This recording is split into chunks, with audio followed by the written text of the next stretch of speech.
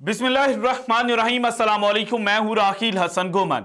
नाज़रीन, Pakistan cricket team के साबिक कप्तान बाबर आजम साहब, जिनके लिए साल 2023 कुछ अच्छा साबित नहीं हुआ और ऑन द फील्ड तो जो परफॉर्मेंस बाबर आजम की थी ही थी, लेकिन जो ऑफ द फील्ड चीजें उनको लेकर चल रही थी, उन्होंने बाबर आजम को नीचे गिराने में कोई कसर नहीं छोड़ी थी। और पाकिस्तान क्रिकेट बोर्ड के जो पुराने करता धरता हैं, उन्होंने जनाब हर मुमकिन कोशिश की कि पाकिस्तान का ये जो ब्रांड जनाब अब इंटरनेशनली रिकॉग्नाइज किया जा रहा है, तो इसको जरा बताएं कि जनाब पाकिस्तान में कोई क्रिकेटर जो है वो क्रिकेट बोर्ड से बड़ा नहीं हो सकता। लेकिन अब जनाब जैसे ही साल 2024 शुरू हुआ है, तो उसके साथ ही बाबर आजम के लिए जो खुशखबरियां हैं वो आना शुरू हो चुकी हैं। और 2024 में एंटर होते साथ ही बाबर आजम ने जो न्यूजीलैंड के खिलाफ 3 50s स्कोर की कंसेक्टिव मैचेस में, उसके बाद बांग्लादेश प्रीमियर लीग के जनाब ये इस वक्त के लीडिंग रन स्कोरर बन गए और अब बीपीएल छोड़कर ये जनाब पीएसएल की तैयारियां करने के लिए पाकिस्तान वापस आ चुके हैं। तो अब जनाब एक स्टेटमेंट पाकिस्तान के एक्स क्रिकेटर हैं, उनकी बहुत ज्यादा वायरल हो रही है और भारतीय मीडिया भी उसके ऊपर जनाब जो रिपोर्टिंग है वो करता हुआ नजर आया है। और इमरान नजीर की स्टेटमेंट को जिस तरह से ट्विस्ट किया गया है और जो अल्फाज जनाब इमरान नजीर साहब की स्टेटमेंट को पहनाया गया है ना, उसके बाद तो मैं यही कह सकता हूं कि जनाब भारतीय मीडिया को इस वक्त लगी हुई है मिर्चें, क्योंकि इमरान नजीर ने कुछ लोगों को उनकी औकात बताई थी। और जो इमरान नजीर ने बात की ना कि जनाब बाबर आजम को जो क्रिटिसाइज करते हैं उनको सबसे पहले जो क्रिकेट है वो सीखने की जरूरत है, तो यही बात जो है वो सबसे ज्यादा बुरी लगी है हमारे भारतीय मीडिया को। और फिर जनाब इस वक्त जो उदम, जो जनाब शोर, जो ववेला, जो सनसनी भारतीय मीडिया फैला रहा है ना, मैंने जब वो वीडियो देखी तो मुझे तो बड़ा मजा आया। सो इसलिए मैंने सोचा कि आपके सामने भी वो वीडियो रखी जाए कि किस तरह से एक 30 सेकंड की जो इमरान नजीर की वीडियो है उसने पूरे भारत के अंदर तबाही मचा कर रख दी है। सो वो मैंने आपके साथ शेयर करनी है। लेकिन उससे पहले पाकिस्तान क्रिकेट टीम के साबिक ऑलराउंडर, अब चूंकि वो रिटायरमेंट अनाउंस कर चुके हैं, तो इमाद वसीम साहब की मुलाकात हुई शाहिनशाह अफरीदी के साथ। और ये क्रिकेट पाकिस्तान के ऊपर जनाब जो स्टोरी है वो शेयर हुई और इमाद वसीम के हवाले से जो बातें लिखी गई, वहां पे इमाद वसीम ने कंस्ट्रक्टिव क्रिटिसिज्म करते हुए एक बहुत अच्छा पॉइंट हाईलाइट किया है।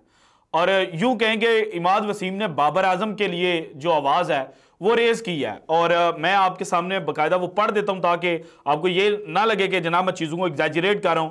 तो इमाद वसीम साहब कहते हैं क्रिकेट पाकिस्तान को इंटरव्यू देते हुए कि Shaheen did a good thing that he check different opening combinations. जो दौरे न्यूजीलैंड के ऊपर ओपनिंग कॉम्बिनेशन डिफरेंट ट्राई किया गया, साइम अयूब और मोहम्मद रिजवान को, और बाबर आजम जो है वो वन डाउन पोजीशन के ऊपर आए, तो उस चीज को लेकर ये कह रहे हैं कि ये इन्होंने एक अच्छी चीज की है। It would be better for him if he continues to check different combinations before the world cup. और ये जनाब इसके लिए बेहतर होगा अगर वर्ल्ड कप से पहले ये इसी चीज को कंटिन्यू करते हैं। If the new combinations doesn't work, then they can go back for Babar and Rizwan as the opening pair. अगर आपका जो न्यू कॉम्बिनेशन है वो वर्कआउट नहीं करता, तो देन आप क्या करें कि आप बाबर और रिजवान की जो ओपनिंग जोड़ी है उसके ऊपर वापस चले जाएं।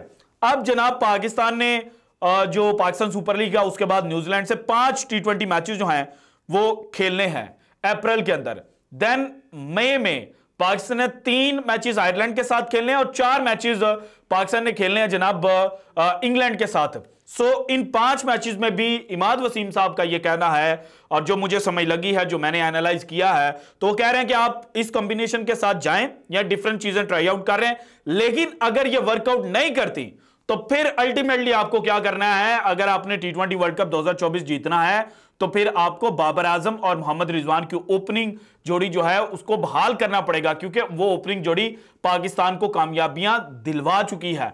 इसके बाद जनाब जो अपनी रिटायरमेंट है उसके बारे में भी इन्होंने बात की कि जनाब मैंने ले ली हुई है, डिस्कशन की थी अपने दोस्तों के साथ, और आगे क्या हो जाए इसके बारे में अभी कुछ कह नहीं सकते। सो इमाद वसीम साहब की जो रिटायरमेंट है ना उसके बारे में जनाब जो बातें हैं वो चलनी है जब तक कि ऑफिशियली 2024 की T20 वर्ल्ड कप की टीम में या तो इमाद वसीम का नाम आ नहीं जाता या फिर जनाब उनका नाम नहीं आता।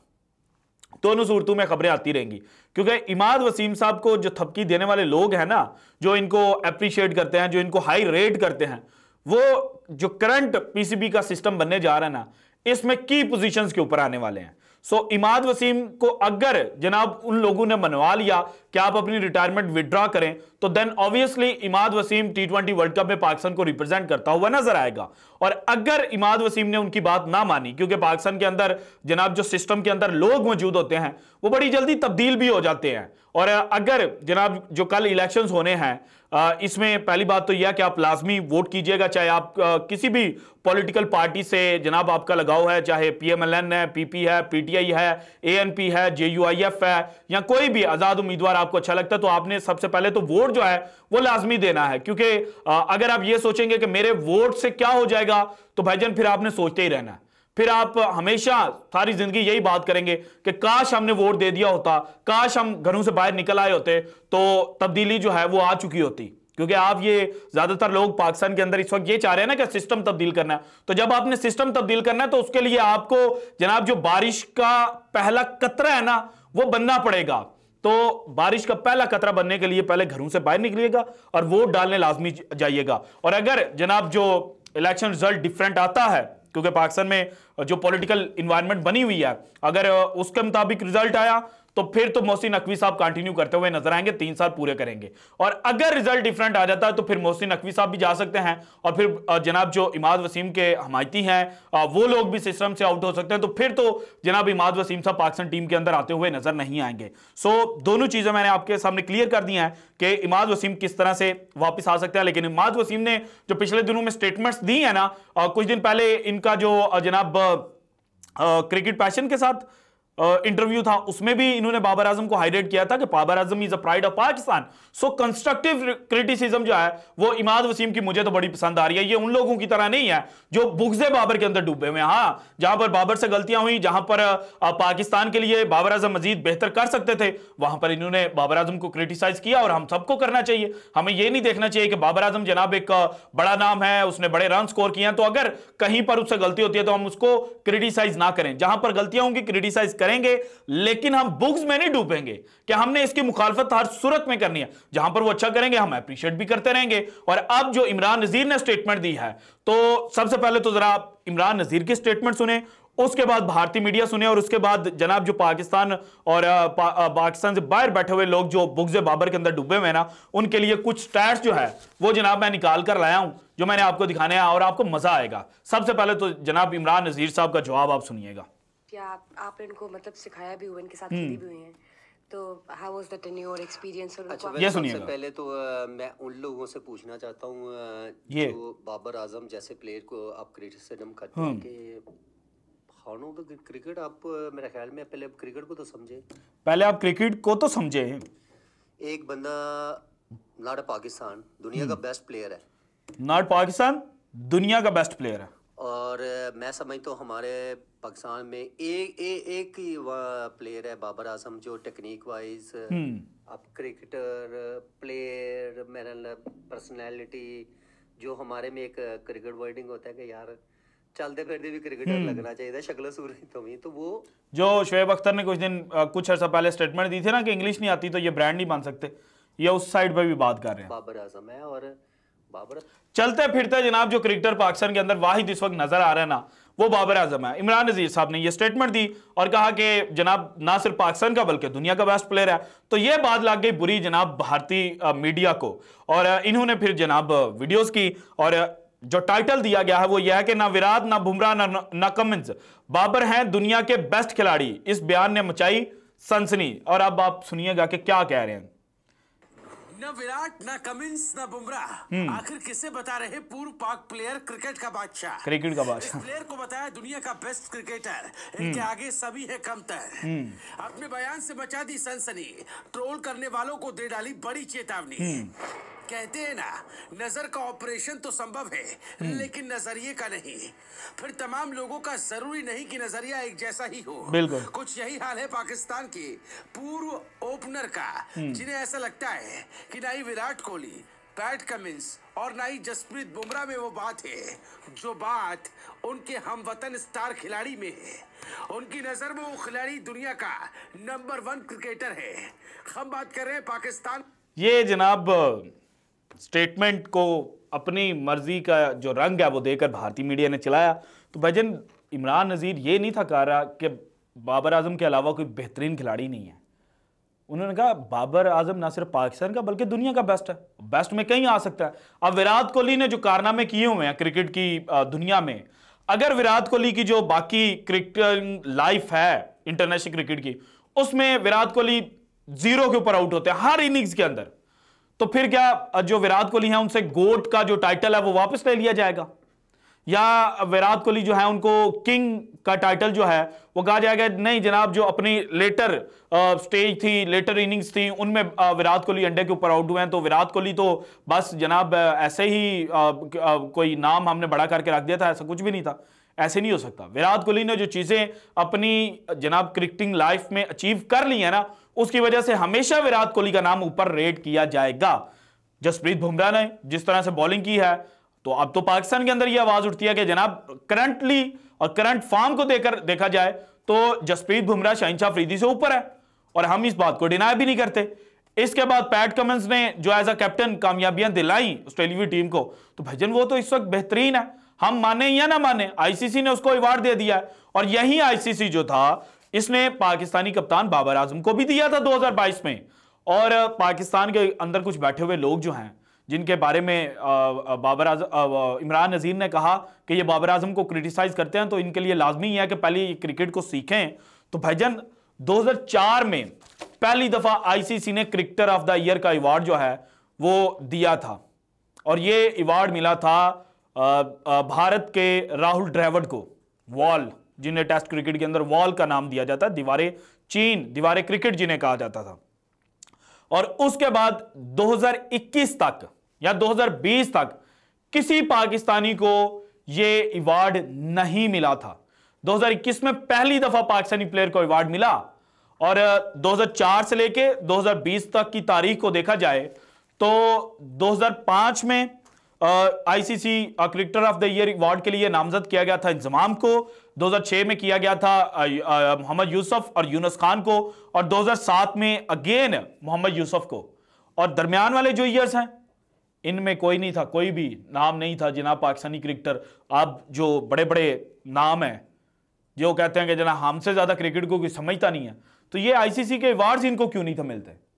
फिर कुछ लोग कहते हैं कि जनाब इनको अवार्ड नहीं था मिलता, ये बायलैटरल सीरीज के अंदर अच्छा नहीं था करते, लेकिन आईसीसी इवेंट्स में बड़ा अच्छा करते थे।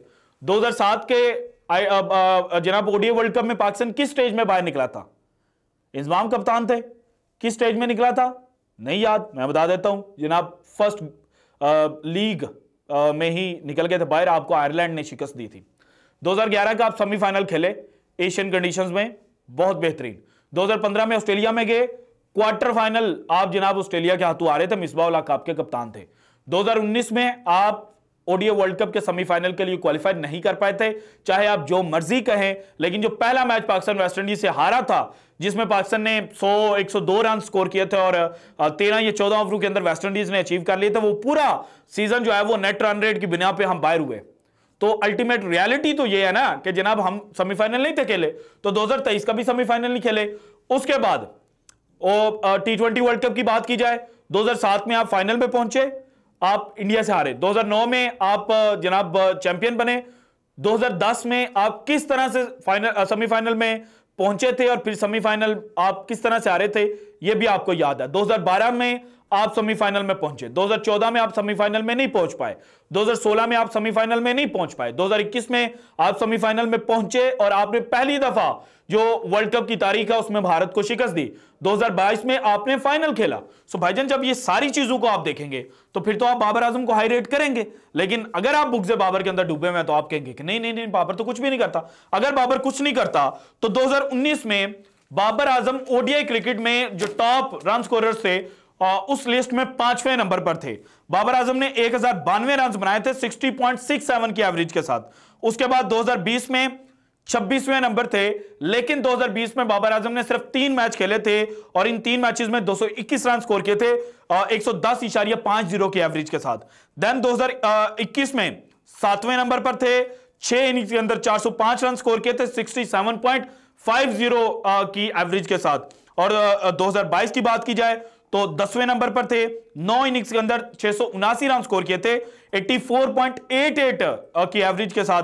और 2023 जिसको कहा जाता है कि बाबर आजम के क्रिकेटिंग कैरियर का इंतहाई मायूस कुन साल था, इस साल बाबर आजम 6ठे नंबर पर थे ओडीआई क्रिकेट में सबसे ज्यादा रन बनाने वालों की लिस्ट में। और अब बाबर आजम जनाब कुछ दिनों में एक दुनिया क्रिकेट का जो सबसे बड़ा रिकॉर्ड है जो क्रिस गेल के पास है, जिसको विराट कोहली भी नहीं तोड़ पाए थे, उस रिकॉर्ड को क्रिस गेल से बाबर आजम छीन सकते हैं। क्योंकि बाबर आजम को तेज तरीन 10,000 रन बनाने के लिए अब सिर्फ 74 रन की जरूरत है। 269 इनिंग्स के अंदर बाबर आजम 9,926 रन स्कोर कर चुके हैं। सो अगली 15 इनिंग्स के अंदर बाबर आजम हर इनिंग में 5-5 रन भी स्कोर करें, हर इनिंग में 5 से ज्यादा की बात नहीं कर रहा, हर इनिंग में 5-5 रन भी स्कोर करें तो फिर भी बाबर आजम जो है वो दुनिया का जो तेज तरीन T20 क्रिकेट में 10,000 रन बनाने का रिकॉर्ड है ना, वो तोड़ डालेगा। सो इस वजह से इमरान नजीर साहब ये कह रहे थे कि बाबर आजम ना सिर्फ पाकिस्तान का बेस्ट प्लेयर है बल्कि दुनिया का बेस्ट प्लेयर है। और कल जो बांग्लादेशी कमेंटेटर अतर अली खान ने बाबर आजम के लिए स्टेटमेंट दिया ना, वो भी इस चीज में आप इंक्लूड कर लें कि किस तरह से बाबर आजम को पूरी दुनिया हाई रेट करती है। So this is it from today's episode. अगर आपको वीडियो पसंद है तो लाइक कीजिएगा, ज्यादा से ज्यादा शेयर कीजिएगा, अपनी कीमती राय का इजहार लाजमी कीजिएगा। और अगर आपने अभी तक चैनल को सब्सक्राइब नहीं किया तो कर दें। शुक्रिया, अल्लाह हाफिज।